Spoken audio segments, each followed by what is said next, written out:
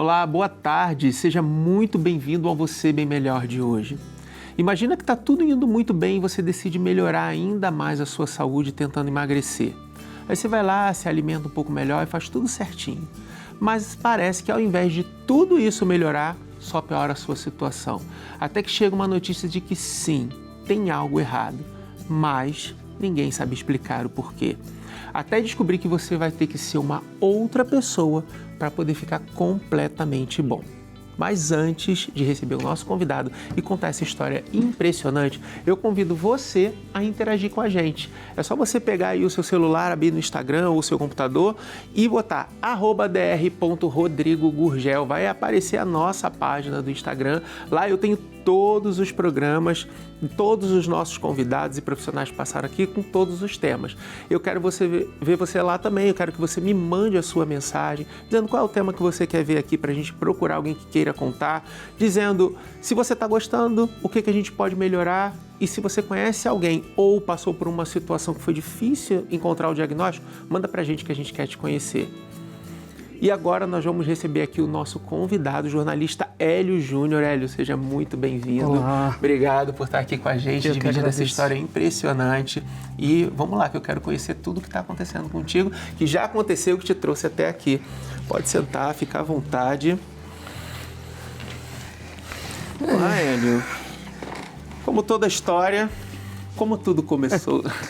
Então, primeiro eu gostaria de agradecer a oportunidade de estar aqui com vocês, dividindo, né, essa experiência que eu acho que pode ajudar muitas pessoas.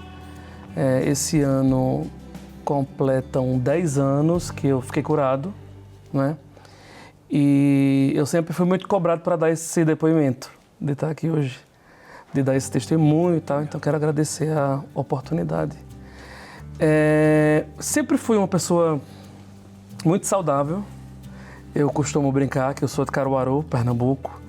Eu costumo brincar que lá a dor de cabeça era fome, fadiga era preguiça. Sim. E só depois que eu fui entender que não era bem assim, né? E aí, muito saudável, pensava sempre isso, que dor de cabeça não era nada, que fadiga não era nada. E fui tentar um tratamento para emagrecer, como você falou, porque eu sempre fazia aquelas dietas loucas, né? Sim. Dieta da Por lua, conta própria. dieta da USP, dieta do ovo, né? Uhum. E eu disse, não, dessa vez eu vou tentar fazer uma dieta com acompanhamento e tal. Mas isso, você já tinha esses episódios da fadiga, já sentia? Não sentia absolutamente nada, vida normal. Vida absolutamente normal. Sei. Meu único problema era a guerra com a balança. Perfeito. E que nem era tão grande assim, era mais uma coisa... Uma briguinha. Uma briguinha pequena. E aí procurei um endócrino, Sim. né? E a gente começou um tratamento há 10 anos, acho que o início desses tratamentos de injeção para emagrecer. Sim. O medicamento chama Victoza. Perfeito. E aí ele falou, veja, você vai tomar por um tempo, uns 2, 3 meses, mas vai valer a pena porque você vai perder o que você tem para perder de peso e depois a gente mantém. Ele alertou que teriam muitos efeitos colaterais. Quais são esses efeitos? Dor de cabeça, muito enjoo, vômito, fadiga e tal. Você fez exame antes dele prescrever para você isso? Fiz os exames básicos, né? De sangue? Exame de sangue, o hemograma. Não, eu tô te perguntando porque, assim, esses medicamentos, eles são medicamentos que você requer que o seu fígado esteja perfeito, tudo perfeito. É mais para fazer um alerta pro pessoal de casa. Essas canetas... Isso, que hoje o pessoal fala muito o nome canetas emagrecedoras, né? Então, assim, você precisa estar com o fígado perfeito. Não é você chegar e, graças a Deus, começaram agora a exigir a prescrição, não é chegar lá, comprar e colocar, porque às vezes você não está com o fígado bom, você não está com o funcionamento metabólico perfeito, isso pode causar efeitos danosos, efeitos colaterais maiores do que o normal e pode começar a fazer o seu corpo agir e reagir de uma forma danosa e muito comprometedora, né? Por isso que eu te perguntei, porque poderia chegar lá no final do seu diagnóstico e falar, mas eu não tinha esse exame. Não, devo ter feito o básico ali. Perfeito, mas é o básico mesmo. Porque assim, muito saudável, então devo ter feito TGO, TGP. Isso aí, exatamente. Enfim, e comecei esse tratamento. E a expectativa era perder tipo 3 quilos por mês, uma coisa assim. E aí no primeiro mês tomando, eu perdi 10 quilos. Caramba. E aí o tratamento era um sucesso do ponto de vista Óbvio. do emagrecimento, né? Na cidade as pessoas procuraram o mesmo médico. Virou porque referência, era um sucesso, né? Você enriqueceu o médico um sucesso depois disso. absoluto. Mas assim, eu sentindo todos os efeitos colaterais e só piorando. Sim. Até que depois de 3 meses tomando, eu comecei a definhar realmente, assim, Não parava. definhar muito magro, aquele aspecto de doente, Sim. aquele olhar diferente, né? Sim. Enfim. E Como é aí... que tu ficava quando você via isso? Falava, nossa, mas... Não, é o efeito colateral, Aham. mas eu vou Mas parar. você trabalhava isso. Enquanto você estava fazendo o uso, vinha esses efeitos. E você encarava como efeito colateral. 100% e efeito pensando, colateral. na hora que eu vou parar, vai passar tudo. 100% efeito Quantos colateral. quilos até então? Hã? Quantos quilos até então, mais ou menos, por alto? O que eu tinha? Que você perdeu até Ah, você falar, eu nossa, eu tô perdi- definhando. Perdi uns quase 30 quilos. Muita coisa. Quase 30 quilos. Não, E fiquei... qual era a hora de parar Eu isso? fiquei... Pelo menos cumpri os 3 meses, né? Eu acho que se eu cumprisse ali os 3 Você meses... precisava de mais ou menos quanto na sua de cabeça? perder É. 10 quilos. E você tava com 30. Mas quanto menos, melhor, né? Assim, pra quem quer emagrecer Aham. e tá tendo um... Tô tendo um bom resultado. Um processo, E vamos lá, exatamente. então. Pois é, mas ao todo foram quase 30, acho que 20, salvo engano, que faz um tempo, Sim. mas acho que 22, Caramba. por aí. E atribuindo todos os efeitos colaterais ao remédio, Sim. à medicação. E aí, só piorando, até que chegou um determinado dia, acho que até depois de um aniversário meu, Sim. que eu faço dia 28 de outubro, que eu acordei e só abri o olho, eu não consegui me mexer, me movimentar. Fiquei só...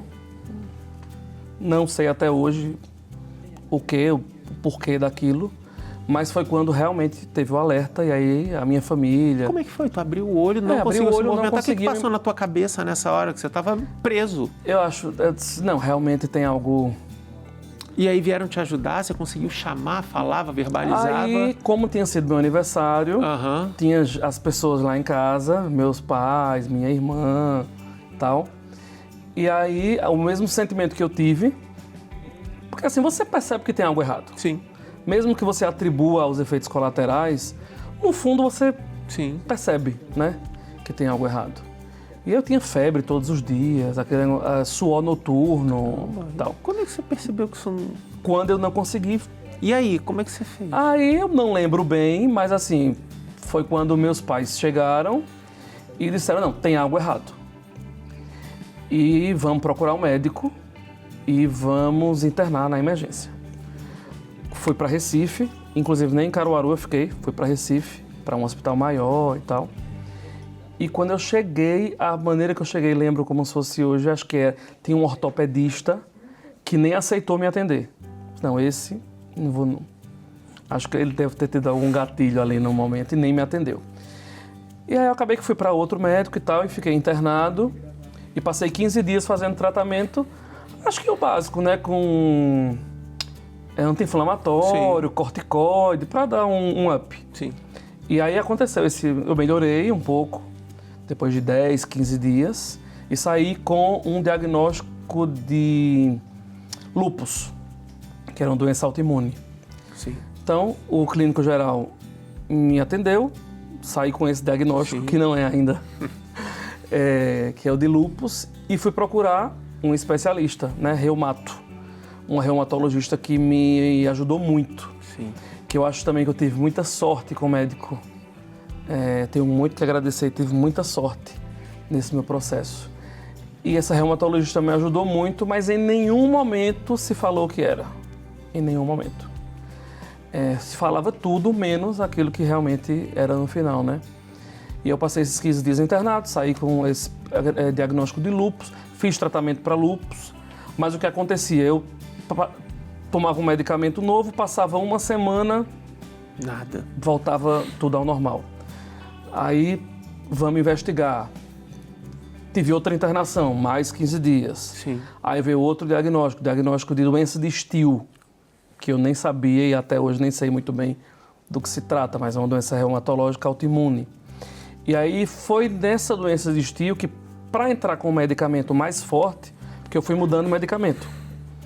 entra com mais leve e tal, até você encontrar um que, né, doença autoimune é muito complicada nesse sentido, foi o que eu aprendi, né? E aí tomava, mudando muito de medicamentos, até que chegou num lá, que eu não lembro bem, mas que tinha que descartar um monte de coisa para poder seguir o protocolo.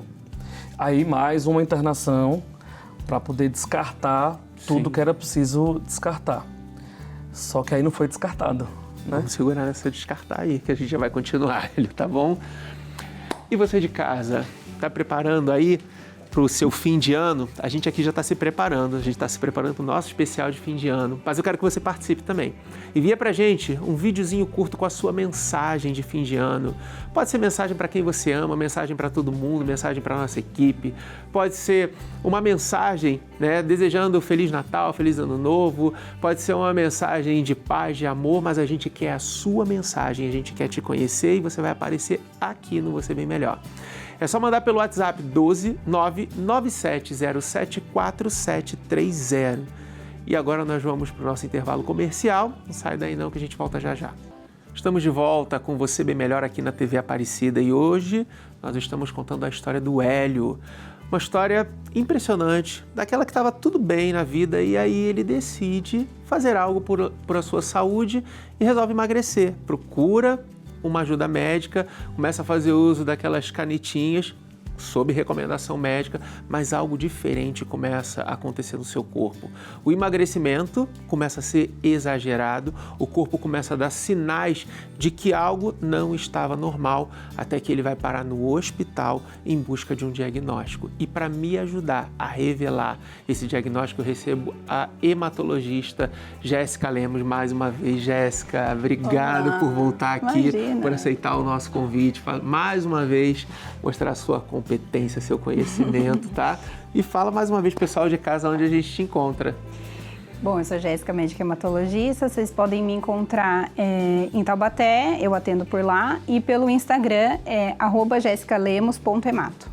Maravilha! Vamos lá, Jéssica. O caminho você já sabe, o seu lugar também, que você é de casa. Fique à vontade e vamos lá. Vamos, para você até ficar mais à vontade de falar sobre o seu diagnóstico, vamos revelar qual é o diagnóstico do Hélio.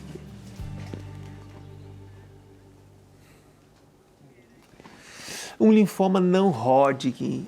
Antes da Jéssica nos falar o que é o linfoma, conta pra gente como é que tu chegou. É outra luta, né? Para chegar ao diagnóstico. Aí tiveram essas internações todas, até que teve essa final para entrar com esse medicamento mais pesado. Sim. E acabou que, dentro dos exames de rotina, se suspeitou do linfoma. E aí tive que fazer, eu estava até conversando antes do programa com a doutora, tive que fazer alguns exames chatíssimos, mielograma, que é furar a medula, muito né? Complicado. Também fazer biópsia, né, de medula, até que descobriram também algo estranho no meu ilíaco esquerdo, que até hoje também não sei bem o que é. E foi quando eu fiz a biópsia e aí deu o resultado, que era um linfoma, e mesmo assim não sabia que tipo era. E aí foi outra batalha, né, outras internações, para poder descobrir qual era o linfoma, que era o não Hodgkin, até que chegou no de grandes células B, rico em T e histiócitos. Né? Aí foi, esse eu não esqueço nunca. Aí foi quando realmente chegou ao diagnóstico final. Caramba, vamos lá, Jéssica, fala pra mim, pro Hélio, pro pessoal de casa, o que é esse linfoma não Hodgkin? O linfoma não Hodgkin está dentro da categoria dos linfomas, que é o câncer do sangue mais comum. É um câncer que atinge o sistema linfático, que é a rede de drenagem do nosso corpo. O sistema linfático ele tem alguns pontos de como se fosse pit stop, que são os linfonodos. Todos nós temos linfonodos, só que o problema é quando esses linfonodos estão doentes. O que são características de linfonodos doentes? É quando esse linfonodo cresce de uma forma sustentada, progressiva.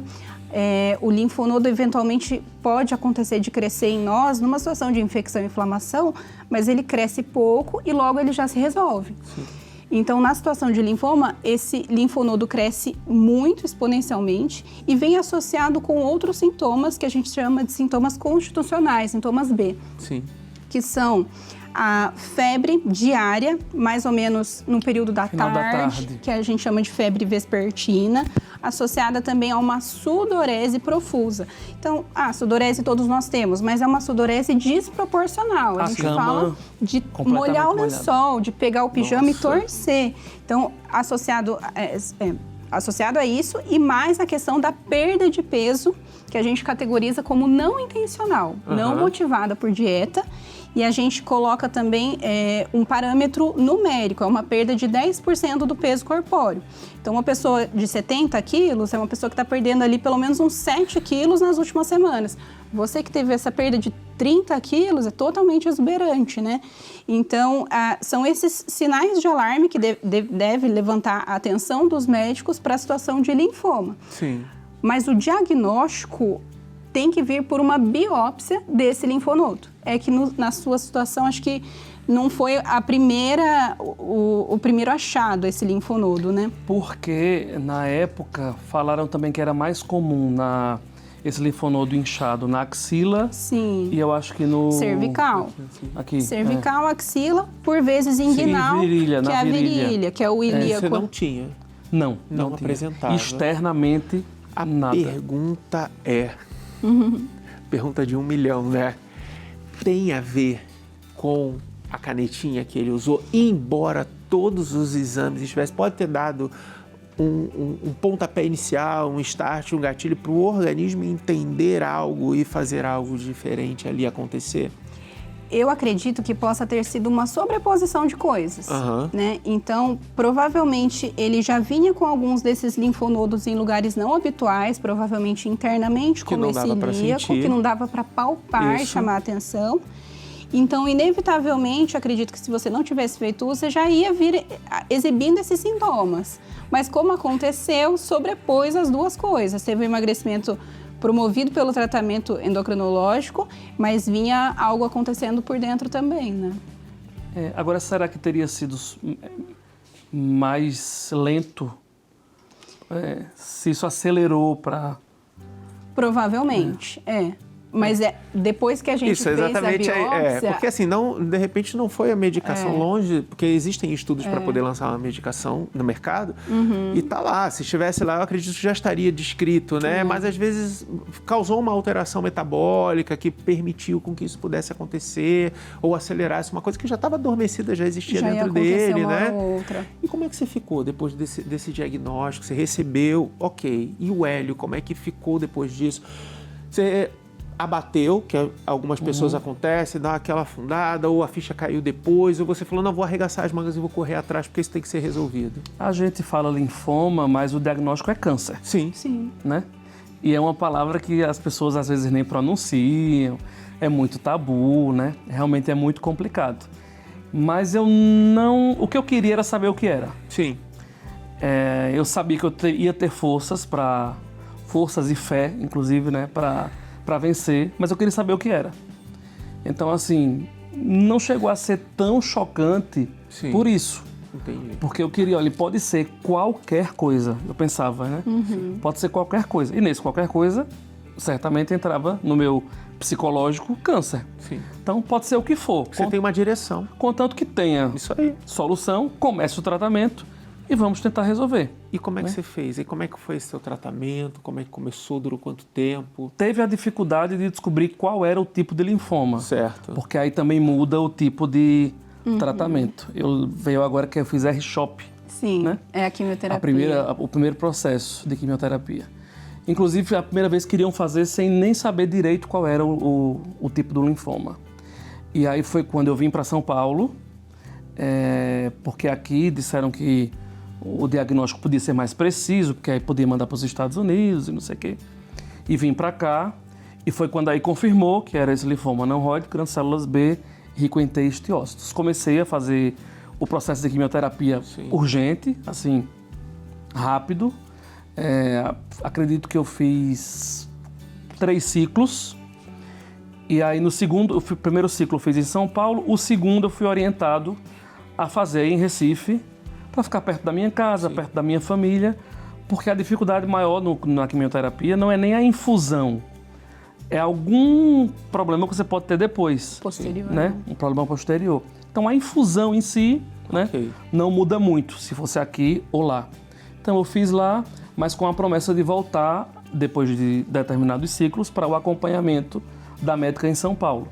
E aí foi quando eu fiz 3 ou 4 ciclos, voltei, fiz acho que o 4º PET scan, ou 5º PET scan, e aí fui curado.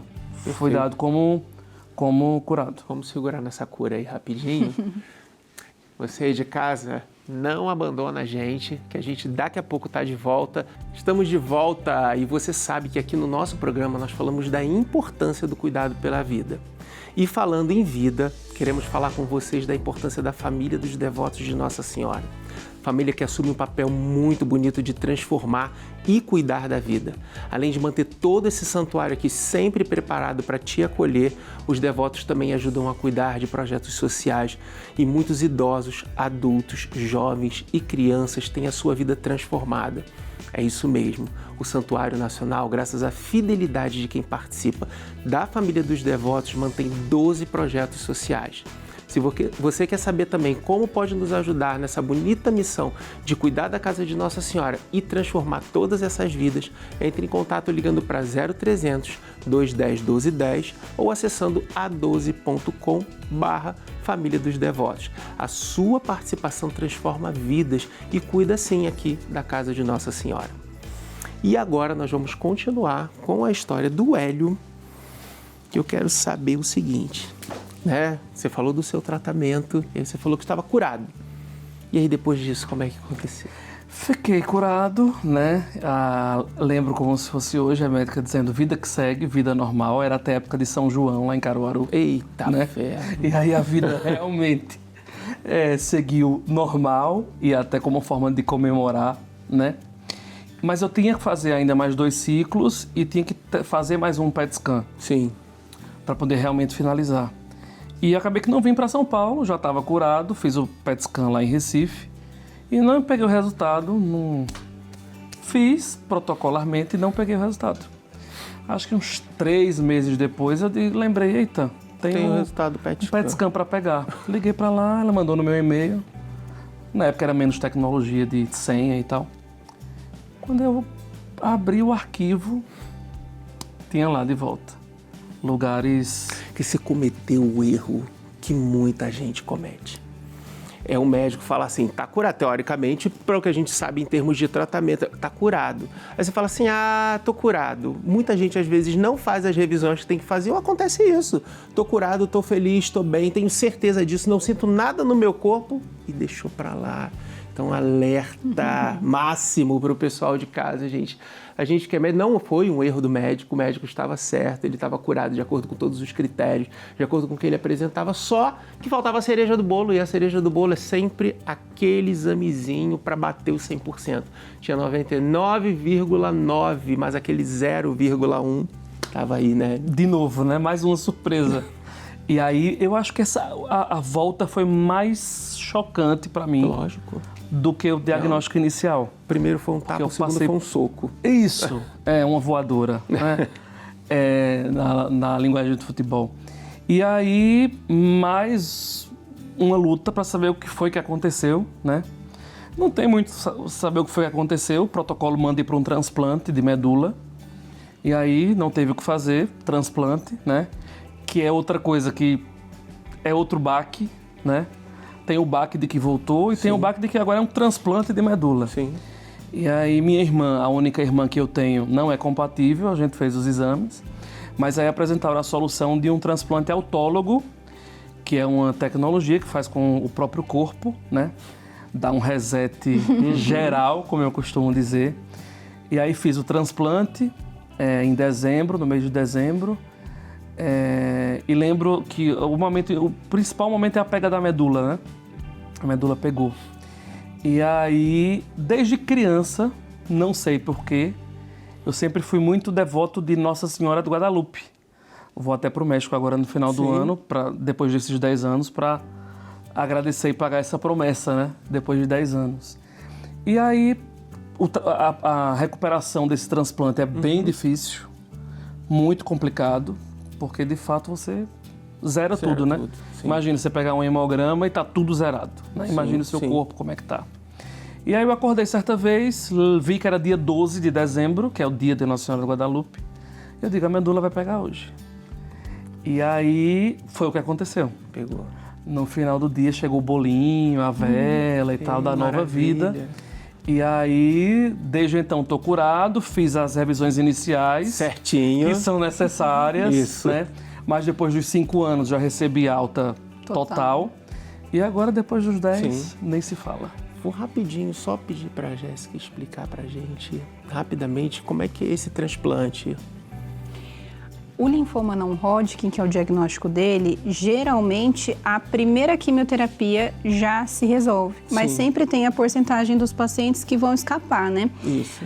Então, nesse cenário que houve uma doença refratária, uma doença recaída, então a gente tem que entrar com outro esquema de quimioterapia, que são outras drogas, para pegar a doença por outro lado. E aí a gente precisa consolidar esse tratamento com um transplante de medula, para ter certeza de que não vai voltar mesmo. O transplante autólogo envolve a coleta de células-tronco do próprio paciente. Então, é um regime de internação em que é feita essa coleta via sangue periférico, normalmente. E então, nos dias subsequentes, ele é submetido a uma quimioterapia muito intensiva, mais do que tudo que ele já tinha vivido até então, que é o reset que você cita. E é a partir daí que a gente consegue, então, reinfundir essas células e começar uma vida nova dali em diante. Aí, a chance de cura é ainda melhor pós-transplante em doenças refratárias. Maravilha! E você aí de casa está acompanhando a gente? Então, pega aí o seu celular, pega mais uma vez o seu computador, abre no Instagram e digita lá, @dr.rodrigogurgel. Você vai encontrar na nossa página todos os casos que já tiveram aqui, né? Você vai encontrar a Jéssica, que está aqui com a gente hoje, ela já esteve aqui antes também, né? Brilhando como sempre.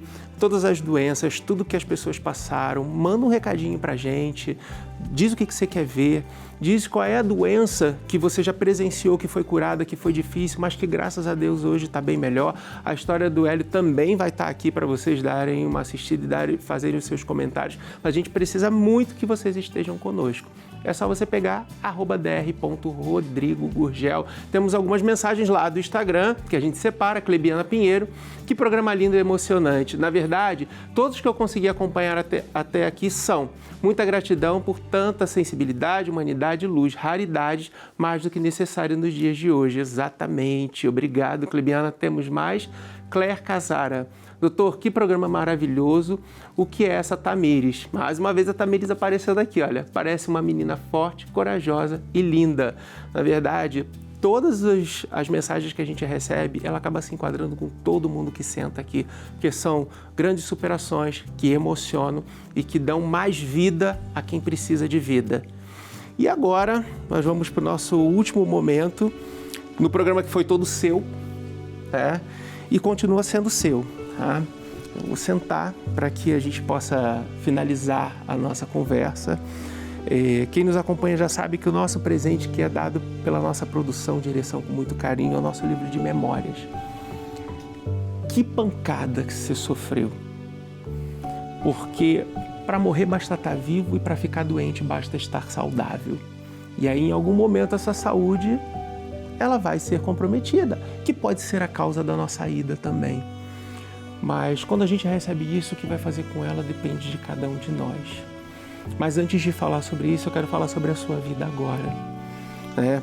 E o nosso presente é sobre a sua vida atual, sobre as páginas da sua vida, Hélio.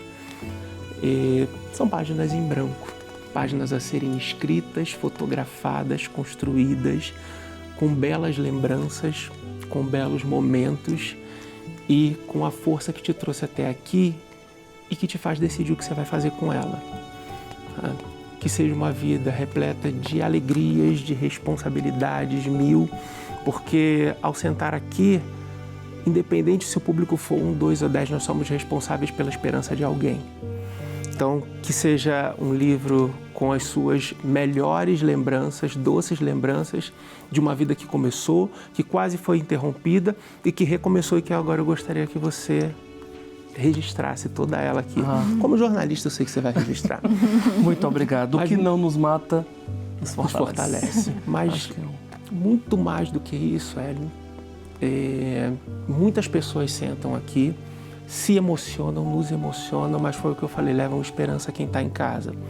Porque assim, você tentou melhorar a sua vida. E ao tentar melhorar a sua vida, você descobriu algo que poderia acabar com ela. É um alerta para a responsabilidade de algo que está na moda. Não que você tenha sido irresponsável, muito pelo contrário. Que as pessoas têm que tomar muito cuidado realmente. E até para melhorar a vida, a gente tem que ser prudente. Até para melhorar a vida, a gente tem que melhorar com responsabilidade. Mas aquilo que chegou para você naquele momento, não tenha dúvida de que era o que você estava precisando.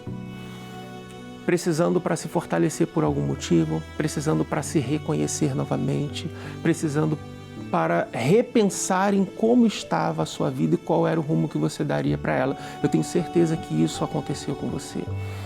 E na hora que tudo parecia estar resolvido, foi quando você recebeu um alerta de você tem que aprender mais alguma coisa.